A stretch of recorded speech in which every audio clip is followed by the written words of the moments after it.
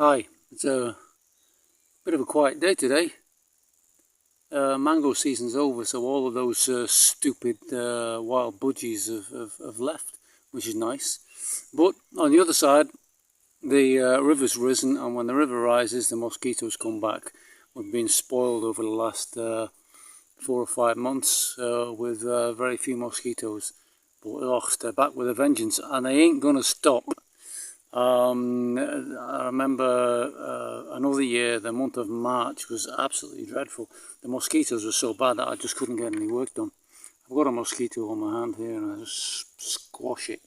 I didn't like to squash mosquitoes when I first came, but they're insects. I didn't like insects, and they're like squidgy things, like little snot balls when you squash them. But you soon grow to enjoy squashing a mosquito because they're little twats. These peanuts were planted 7 weeks ago, and they're doing really well. It's good soil that I've planted them in here. I've only got about 50 plants here, but from that, in about 12 weeks, I should be able to harvest enough peanuts from it to be able to plant 1,000 and maybe sell 1,000. So yeah, that's quite good. Good thing about peanuts is once you harvest them, they grow again in the same spot because you always leave some remnants of root in the ground. So they're like grass, they just grow again and again and again and again. So if I'm ready to plant 1,000 of these things in at the end of March or April, I'm going to need to fill a big area, and I won't reuse this space. This space is going to have peanuts again anyway, without them being reused. And we can see quite a few of these plants here have come into flower, which is nice. And yeah, I've obviously come along here today to do a bit of weeding on the peanuts, and I want to pile some of this compost around the base as well, because the more of this compost we pile around the base, the more peanuts they're going to produce. So yeah, that's nice.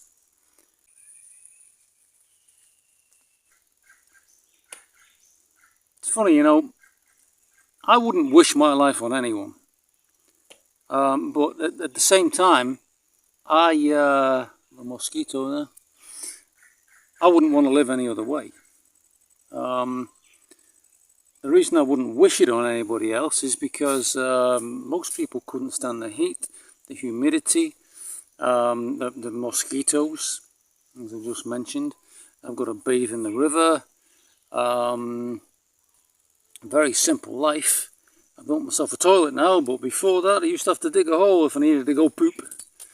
So yeah, very basic life, and most people they just can't tolerate it. The other thing, of course, here is I'm single. I've got no woman, but I mean you speak to my mother, and she'll confirm it.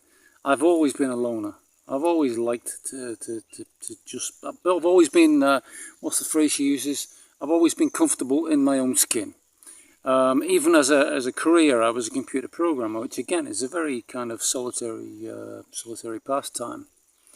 But there is one thing here that I really cannot tolerate myself.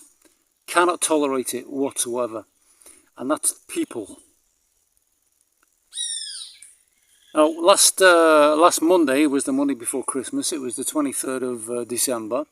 I went into town on the Monday. I took with me some lemongrass because that sells well at Christmas. The ladies they make a drink, and one of the ingredients of the drink at Christmas that they make is lemongrass. So yeah, I took some lemongrass in to sell in the market on the Tuesday morning. That was the Christmas Eve. And then in the afternoon of the Christmas Eve, I was invited to a party of kind of expats. There's one particular expat from originally from Romania, but he's lived for a long time in America, so he speaks good English, albeit with a strong European accent. But yeah, this is the second time now where he's organised a Christmas party for all the expats, and it's good. It gives us a chance to get together and all have a chat in English and catch up on things. I mean, me, for example, I live on the island, and I'm only in town like one night a week and have to buy my supplies and come back. So I don't have a chance to chat with these people, and a lot of them are my good friends. So yeah, that was nice as well. Then on Wednesday, that was Christmas Day, I bought a bicycle for my goddaughter, Susan. So yeah, I handed that over, and my plan was this was Christmas Day, so it was going to be difficult to find a boat to come back to the town, because everybody's drunk on Christmas Day. So on the Thursday I was planning to come back, but the Thursday the weather was dreadful. There was just constant rain the whole day. It was horrible. So I ended up having to delay my return till the Friday. And I came back on the Friday, and this is very unusual, but I'd been away for 4 nights in that week. And this is all really because of Christmas. Christmas can go fuck itself. When I got back, somebody had stolen my brush cutter and my chainsaw. The two. They've been stolen. And Jesus, I need those to run the chakra. I'm really very, very upset about this. And it's all very suspicious as well.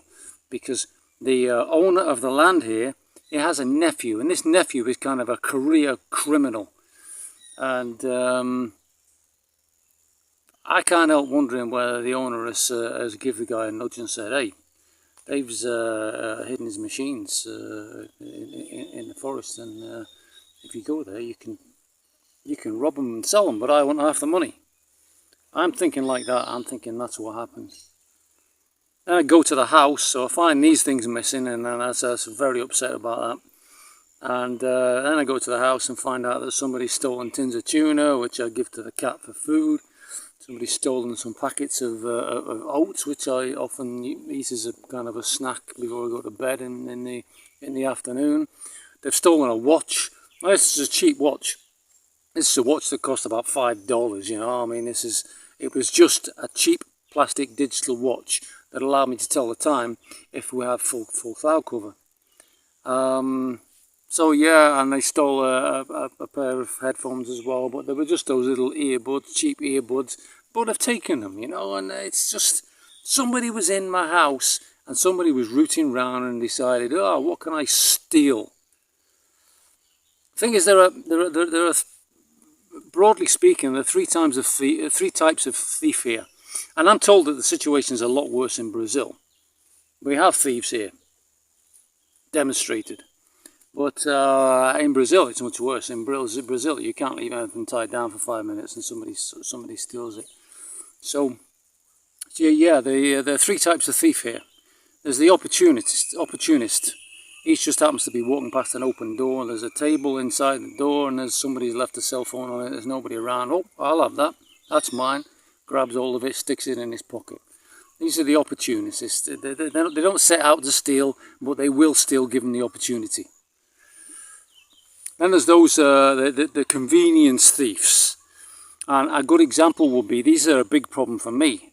Because, as an example, some kids will come here and they'll gather together some fruit to take back to the town. And maybe it's mangoes, and they need they need a knife for the mangoes. So they'll have a quick look around and, oh, there's a knife, a kitchen knife, and they'll swipe it to take back to the town with them. Now I can't do any cooking.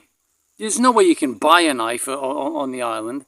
I've got to now take a trip into town to buy a knife, spend money to replace a knife just because some asshole has decided that they want to eat fruit in a boat on the way back. And on a similar vein, I've had a towel stolen, I've had a pair of socks stolen, and they're the kind of things that you wouldn't really think about securing, because who's going to steal a pair of socks? But yeah, the longer I live here, the more I realise that is the particular case. Now, with regards to that's 2 types of thief. There's a 3rd type of thief, is the organised thief, and that's who's stealing my things. They've stolen roof panels from me over the last month, and now they've stolen these 2 machines, and this is planned.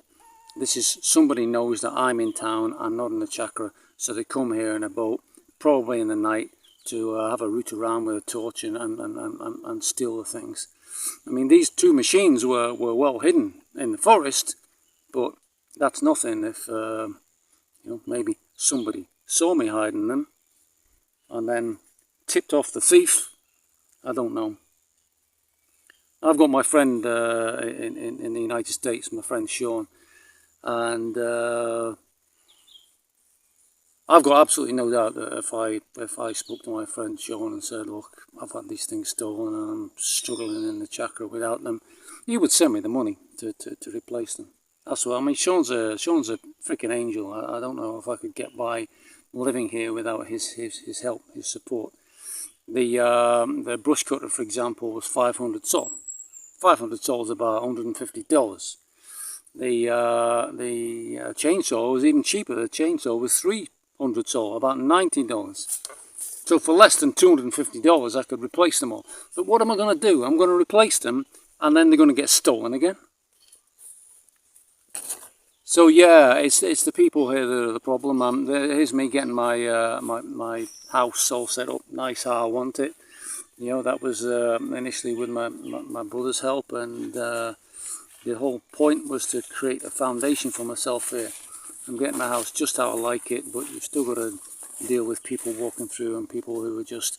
These are people who'll say hello to you, these are people who smile at you, and then when you're not looking, they'll steal your stuff. And yeah, it'd be nice if I had a shotgun, because I want to use a shotgun.